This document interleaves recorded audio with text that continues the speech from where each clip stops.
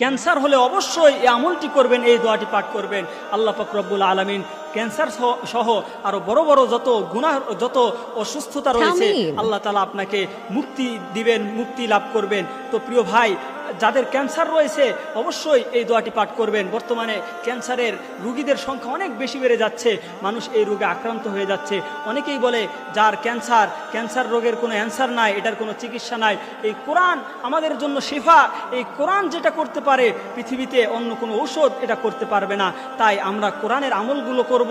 অবশ্যই যাদের ক্যান্সার হয়েছে তারা এই দোয়াটি পাঠ করবেন। আবার যাদের হয় নাই তারাও এই দোয়াটি পাঠ করে আল্লাহর কাছে দোয়া করবেন। আল্লাহ তাআলা এই সমস্ত বড় ধরনের রোগ থেকে আমাদেরকে হেফাজত করবেন।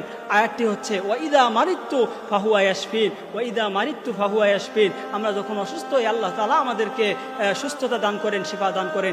এই দোয়াটি পাঠ করবেন। এই আয়াতটি পাঠ করলে আল্লাহ পাক রব্বুল আলামিন ক্যান্সারের মতো বড় বড় ধরনের রোগ থেকে আপনাকে সুস্থতা দান করবেন, শিফা দান করবেন।